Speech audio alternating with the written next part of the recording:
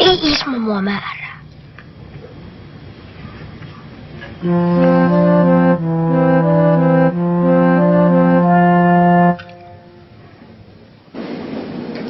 Persevetellä on hyvä perse. Hänen nimensä on Puut. Puut kastelee persevettä aina silloin tällöin ja perse tykkää siitä.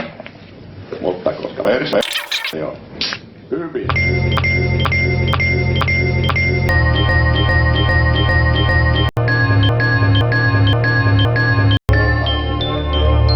Perse.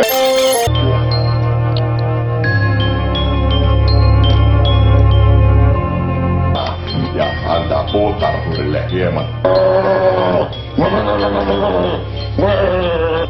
myrkkyä.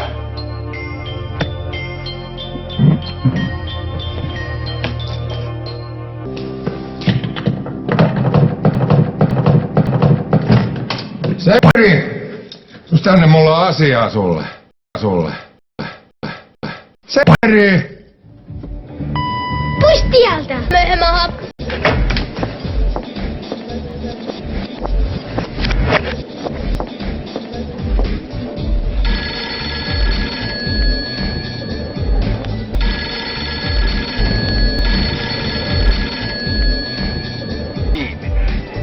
Missä sä taas oot? No täällä tietenkin. Kuka siellä? No, Ismo tietenkin. Ja eikö me sovittu, että sä pysyt täällä? Sä olet. Humalassa. Tietenkin. No me nyt etsi Kaislaa. Missä on täällä? Ethän sä edes tiedä, missä on täällä.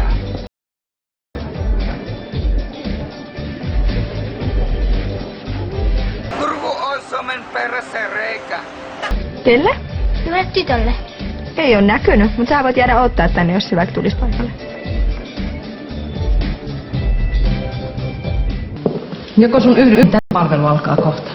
Mä olin tänään eka päivä. Ihan turhaan jännitin. Muakin jännittää, miten tutut suhtautuu muhun nykyään. Mutta onneksi Ismo oli mukava tässä aiemmin. No kiva kuulla. Vaikka se olisi mukava Severillekin. Ne oli taas riidelleet ja poika lähti omille teilleen. No, lapset ei aina tajua, millaista huolta ne aiheuttaa.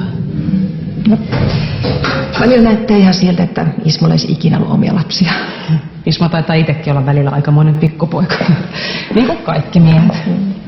Kieltämättä me joskus mietitään, kumpi niistä oikein on aikuinen. Ismo vai Severi? Mitä täällä on tapahtunut? Eikä se Liisan puhelu voi pitää paikkaansa. Me itse katsomaan. Mä voin mennä nukkua, kun mä Miten voi olla mahdollista, että Severi on huhu? Tällainen oli kuulemma löytynyt Joonatanin huoneesta. Homsi! Miks mun pää on näin painava, sun mahan on Ismo?